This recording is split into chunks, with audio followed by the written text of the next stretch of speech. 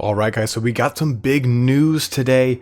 I'm sorry that this is so late in the making. I didn't even see that it landed. I only saw that we saw the Tomb King's gameplay trailer, but we actually got the Tomb King's roster reveal as well. And in typical fashion, I've done this for every single race up to this point. I do want to go over the Tomb King's roster reveal. So we'll scroll down here a little bit. I unfortunately didn't take the notes on the stream, but I have kind of taken a look at some of the things people were saying in the Reddit. So I at least have some notes in the back of my old thick skull on what some of these characters are going to be like, or what some of their abilities are going to be like. So we do have the legendary lords, and we know these 4 legendary lords, right? Cetra the Imperishable, High Queen Khalida, Arkin the Black, and Grand Hierophant Khatep. We know that each one of them is going to be in the game.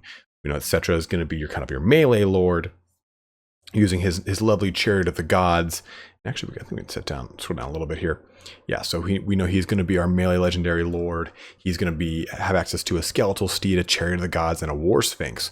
But we know also, just from what we've heard, is that he's going to be weak to fire. Almost all of the Tomb King's units are going to be weak to fire. And Cetra's going to be a bit of a, not necessarily the duelist that High Queen Khalida is supposed to be, according to them, but he is nonetheless going to be quite the tank of the roster list. As you can see, he's the only melee legendary lord. The rest are caster lords. In fact, even bringing us over to one point here on Cetra is that he does have access to the lore of Nehekara. That is pretty key to what they said would be important for the actual way the army functions. They were saying the lore of Nehekara is going to be pretty important to the actual way the army keeps its health up, keeps its units resurrected, just in the same way we get the Realm of Souls abilities that we've heard talked about, as far as them giving heals to the army and eventually giving the ability to someone who's Shopti. So I'm excited to see how we see that Realm of Souls played out a little bit more. But with High Queen Khalida, we do have our caster lord here. She can be on a chariot or a Necro Serpent, and they said that she's going to have a lot of abilities that are going to be kind of reminiscent of the tabletop, and that she's going to be very kind of a ranged powerhouse in a lot of ways. So I'm excited to see how High Queen Khalida kind of plays out. And Arkin the Black is our death magician here. Magician, that's a weird name. He's going to pull a rabbit out of his eye socket. I don't know. But still, Arkin the Black is going to have access to death magic. He's going to be on a skeletal steed and a skeleton chariot.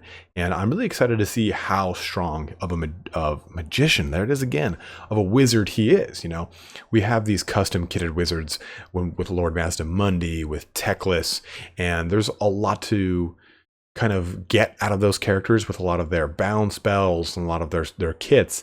But I think Arkin the Black is going to be pretty strong here because he does have a really great lore pertaining to magic. So I'm really excited to see what the actual abilities are going to be like from a campaign perspective, but also how he pans out on the competitive landscape.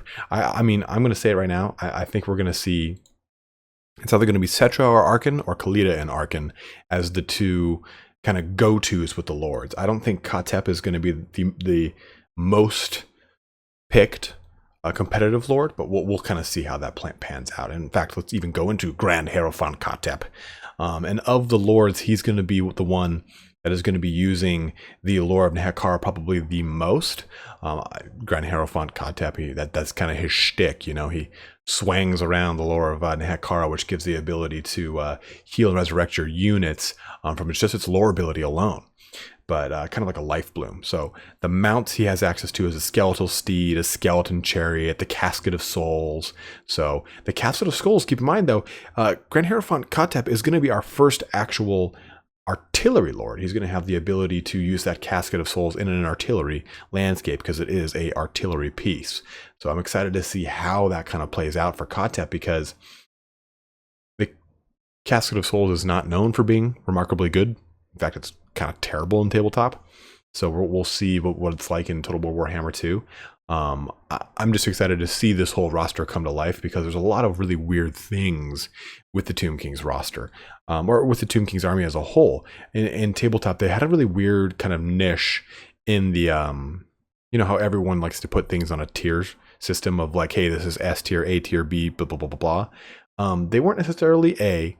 They were kind of like B, C tier. They weren't that great, but if you were a really good general as far as like knowing your army inside and out, Tomb Kings could be pretty devastating because they have a lot of, they're like an undead empire in the sense that they've got a kind of kit capability. And we see that in this roster here.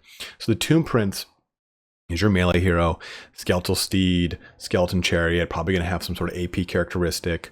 Your necrotect is really awesome. So he's a melee hero as well, and he has a mount of a skeletal chariot, but he's going to be responsible for healing your constructs and keeping them in the fight, as well as buffing them in some way or another. He didn't go too much into all the details on those buffs, but those buffs are going to be probably pretty crucial to keeping an army that is Ushabti heavy or Necro Sphinx heavy up and running. So I'm excited to see what we get with the Necrotect, or how actually tanky they are as a melee hero. It feels like they might be like a weaker runesmith, so they can be maybe focused down pretty hard, so you might have to defend them pretty well. But the Tomb Prince I expect to be pretty tanky by comparison for the rest of the heroes and lords. In fact, even the Lich Priest here I expect to be like a paperweight, a skeleton paperweight made of paper. Not so much weight, but a lot of paper. And I believe it's Light, Shadows, and Lore of Nehekara that they get to choose from, mounted on their mighty skeletal steeds. And it's going to be interesting to have, like, say, the Lich Priest and the Grand Hierophant Katep both being Lore of Nehekara, and just constantly firing off spells and keeping that lore attribute running, and keeping your army resurrected while Realm of Souls builds, because we know Realm of Souls is going to be dependent upon some factor that makes it trigger. And that factor is probably going to be linked into either keeping units up or something of the sort. So I'm excited to see how that all plays out. So we have our skeleton warriors and our skeleton spearmen, your two run-of-the-mill. Both are pretty tanky when it comes to range damage from what I've seen. I took a look at another video, and I was slightly spoiled. Don't worry, not too much. And I saw that they have silver shields. So that means they're going to be able to absorb a lot of range damage, which is nice, because I also saw they didn't have a ton of actual armor. So it allows them to kind of move across the battlefield slowly but surely, but also taking as minimal range damage as possible. Skeleton spearmen are probably going to be a strong mainstay in the army as one of the very first anti-large units. But with Nehekaran warriors, we do get a kind of fake anti-infantry unit. They're going to be, wielding two Kopesh and kind of running at things, whereas skeleton warriors are your front line. And speaking of front line, we've got the Tomb Guard, which I think are going to be a mainstay of a lot of the Tomb King army here. Your Tomb Guards are your more heavily armored, silver shielded frontline units that can actually deal out damage. Think something along the lines of a Storm Vermin, who isn't hugely tanky, but still does quite a bit because it's got its huge voluminous unit, but a little bit more damage because the Tomb Guard is in and of itself a smaller unit. So you can do Tomb Guards with halberds as well to be a really strong AP and anti-large threat. So that these guys are going to be able to take down your larger creatures, your heavy cav that's coming into you. So the Tomb Guard with halberds at least are a little bit more of a stalwart frontline unit compared to your skeleton spearmen. Skeleton spearmen are probably going to be better off defending your backline or flanks from just your pestering fast cav, but they probably won't be able to stand up against a charge of say like Altdorf Griffinites as a throwaway, or the Grail Knights, anything like that. Those your Tomb Guard are going to want to step in on that one. Speaking of which, we do have some skeleton archers. That's going to be one of the very first undead missile units that we're going to be seeing on the roster. I'm excited to see them in just because it'll kind of add a different level of play. One of the big things for me playing vampire accounts when I first started playing the game is that vampire accounts are very easy to kind of get into, just like I'd say Chaos are in a lot of ways, because they don't really require much of a back line to worry about outside of like, hammer and anvil getting flanked. But still, I think the skeleton archers are going to add a lot of dimension to an otherwise usually pretty one-dimensional undead army. So I'm excited to see them. I don't expect them to really do a ton of damage, but I want to see how their arrows of Assaf kind of really play out. Then we've got our horsemen here, the skeleton horsemen, and then the Nehekaran horsemen. Our skeleton horsemen, of course, are going to be more of your spear, kind of anti-large kind of cav, with your Nehekaran horsemen being your more melee perpetual cav. And I don't expect either one of these to really be remarkable in combat. I'm thinking the skeleton horsemen and the skeleton horse archers are going to be on par with, say, a Illyrian Reavers. So no one that can really do a ton of damage, but still kind of be in there, harass back lines, put pressure on. We already touched on the skeleton horse archers, but we'll talk about the 2 chariots now, skeleton chariots and skeleton archer chariots. Now, keep in mind with all of these units, we're not going to be paying upkeep. We're not going to actually be paying any recruitment costs. We'll just be able to summon them as per our actual military requisition slots. So 1 or 3, 4, 5, whatever it is you have in your faction. So you're going to be able to build up a chariot army quite quickly as you fight off against, say, dwarfs and the such. Your skeleton chariots are not going to probably be very, very strong, like a lot of other chariots are, but you're going to be able to have more in one unit. They were saying that the skeleton chariots and archer chariots do have more per unit than your normal 3 that you would get in, say, a normal unit of chariots that are Ilfamar chariots or anything else of the sort. So you're going to have a lot more charging down field, while not as stalwart. They do get that nice size advantage. We'll jump on over to the carrion though now. So we have our flying war beast, and this is going to be in the same vein as a fellbat or a harpy, something to harass. This is not a Vargeist that is the bane of my fucking existence, or any kind of the larger range, or I'm sorry, the larger flying beasts, or great eagles, or the Swift Hawk Riders, whatever the Wood Elf ones are. The carrions are going to be more of that harassment unit, probably low armor, a lot of weapon damage, because they had AP in the tabletop because of their talons. I'm not sure if we're going to get that, or just maybe a high weapon strength on these individual carrions. But we're touching on 2 of my favorite units here, the Ushabti, and the Ushabti are our first constructs on this list. We're actually going to start getting deep and heavy into the constructs here. The Ushabti are pretty rad. They're these giant animated statues with each one having a different head indicative of whatever god that they do represent. Geheb, which is the lion god, so they got a big lion head on them. So there's all sorts of great things with the Ushabti, but they're probably going to be pretty, maybe think of a more souped up Crip Horror, maybe an AP damage on them, a pretty moderate AP from the Ushabti, and maybe an anti-infantry. And then with our great bows, expect an anti-infantry missile, or maybe even an anti-large missile, because they basically said it's like a roving ballista, which is a great image. So you have these Ushabti great bows that are going to be firing down range, these skeleton archer chariots that are firing, these skeleton archer horsemen, skeleton archers, these screaming skull catapult, which we'll get to. So we have a lot of range in this army, which is very interesting and different for an undead army. And I'm really excited to see how these Ushabti play out. I think that the great bow ones are going to be necessary, maybe 2-3 units of them in the competitive circuit, because it depends on how they do their melee stats, because they might actually be very similar to the Ushabti themselves, meaning that just their great bows alone is going to make them like almost a bit of a double, triple threat. Yeah, sure, they've got their great bow action, but they can get on there in their melee and really kind of slice things up. Sepulchral Stalkers here. We're going to see these guys as our kind of intro into the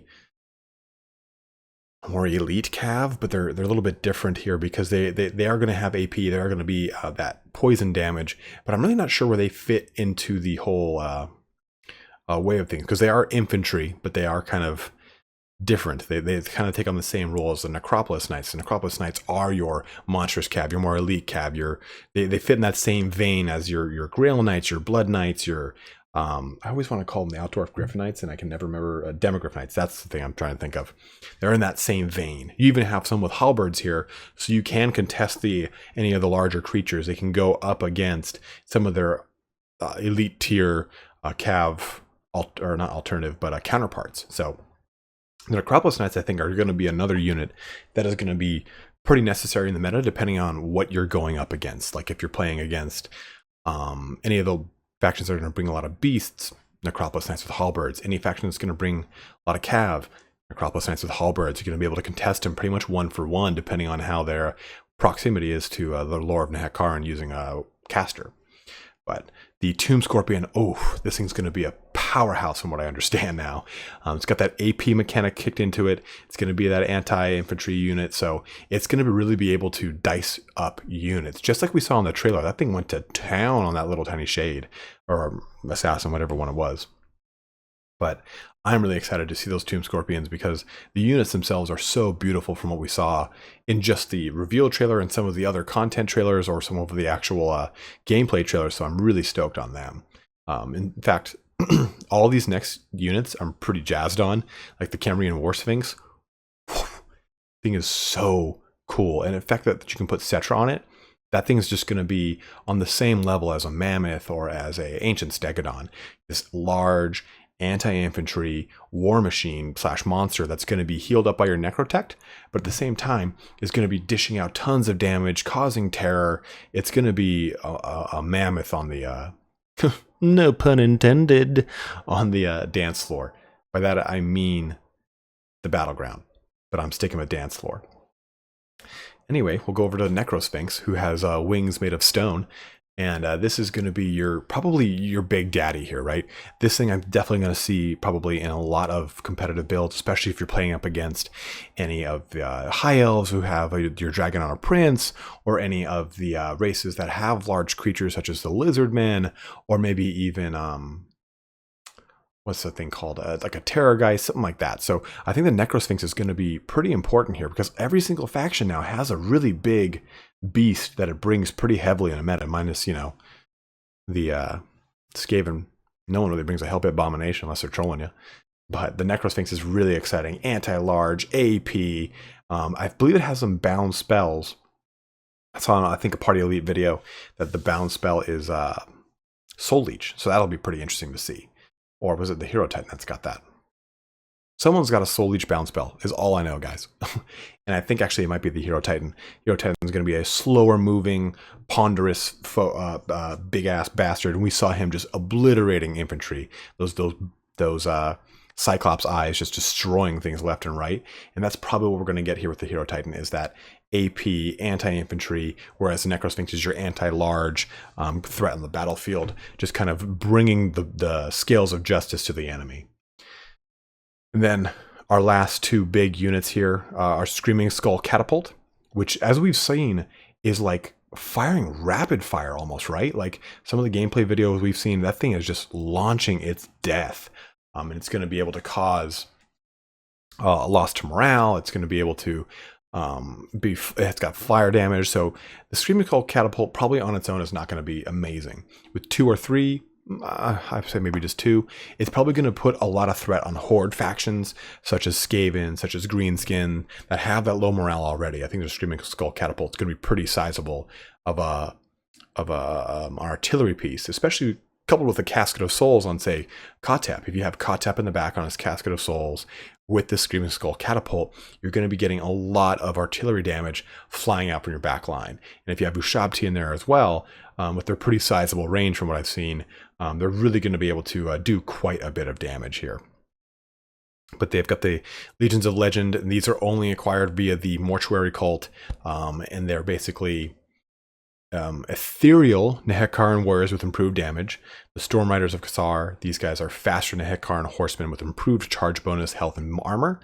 The Flock of Jaf, this is a carrying unit, faster, larger, with Death from Above ability, which is basically like a swooping attack that jumps down and does damage.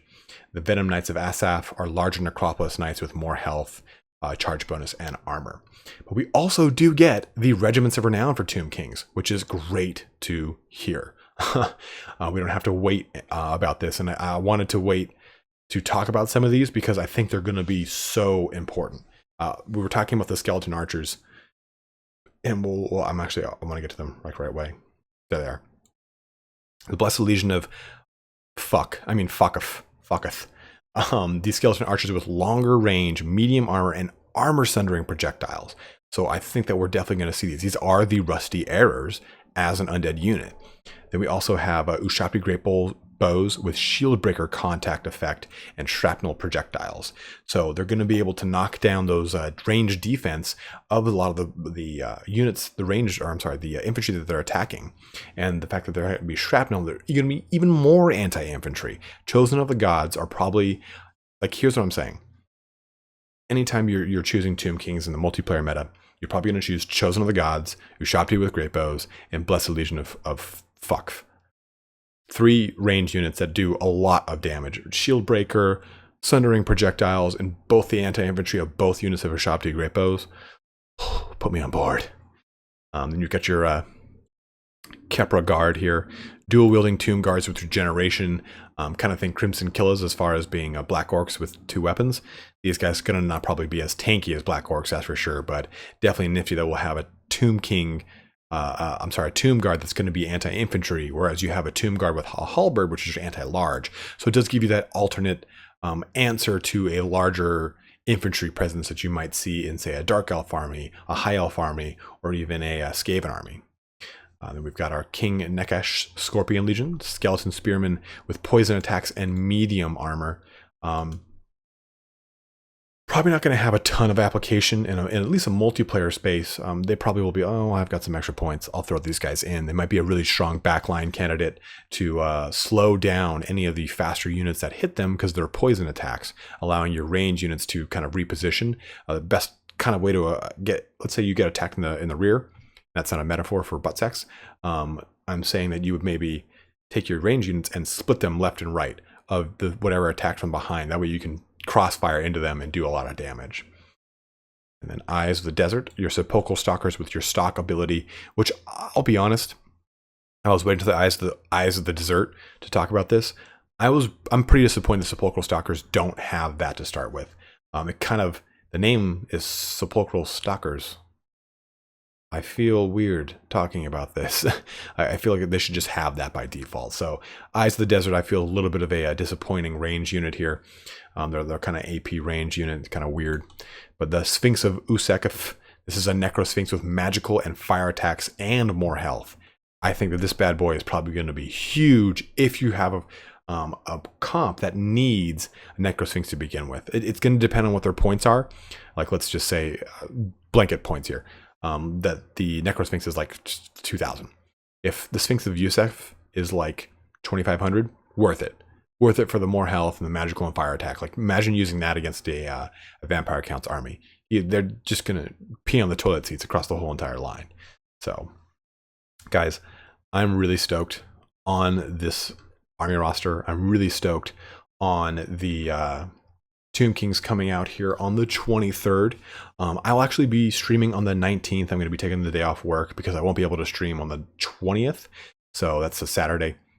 So the 20th is a Saturday, Friday is the 19th. So I'll be just doing the typical stream that we always do on our Saturdays, where we do running through quick battles, talking about lore with you guys and having some fun. So definitely tune in on the 19th for some streamage. And if you liked this video, go ahead and like the like button, because that's how liking works. And feel free to comment on any of the facts that I left out about this that you maybe saw from some of the other YouTubers who got early access, and you want to talk about, hey, I saw these things in their video, and you want to just bring some more information to the board. Always love to have you guys comment and talk more about what you saw. I obviously saw a pretty limited portion of this, and I've been trying to stay as much away from the early access content as possible. I did watch that gameplay video. By goddamn, I did. But thanks for watching here today, guys. Have a good one, and take care.